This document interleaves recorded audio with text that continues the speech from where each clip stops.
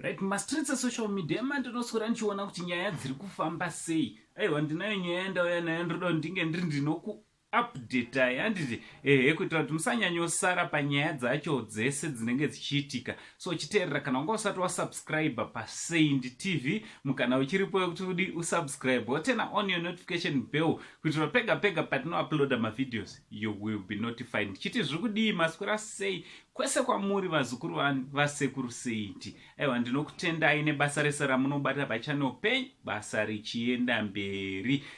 So vazukuru tichaita kuti tikupe maupdates kuti zviri kuitika panyaya dzeya dzatiri kuteverera. Tichaita kuti tikupe maupdates, so chingogarai muri tuned to this channel and your favorite channel of your choice. So inzwai mukomana iye anonzi Enzo Aishawo abva anyora mashoko ari panapa. Zvinowanikwa kune vane phone number dzake chete handiti zvinowanikwa kumastatus chete izvi. Enzo Aishawo anenge ari kutaridza kuti zvoni musi wa1 September ndopa achabuditsa his last song, his last single,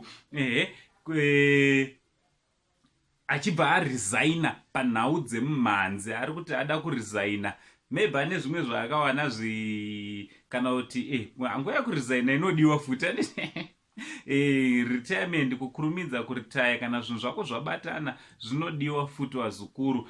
Asi mastreets imomu vamwe vari kunyora zvakasiyana siyana. Mastreets social media vamwe ndo vari kumubvunza kuti zvodi wanga uchiri kuimba here kana kuti wakatoresigna kare. Vamwewo vari kudaro. Vamwewo ndo vari kuti aiwa ufaniri kudaro nekuti mafans, munozva pane mafans mamwe anenge achiri kuda some more from him handiti vari kuti aiwa isati yakwana nguva yekuti unge uri unoresigna. So hamena kuti munozviona sei Enzo Aishawo ari kuannounce kuti 1 September ndo paachaita project yake yekupedzisira munyaya dzemumhanzi. Hamena kuti mukomana ane zvimwe zvipi zvaari kuda kuti ange ari anodzingirira. Vakawanda vamwe vakange vachiita zvemumhanzi vakapedzisira varesigna vakatosiya zvachese handiti vamwe vakatosiya zvachese. Vamwewo ndo vakamboti siyei vakazoonekwa futi vakudi vakudzoka.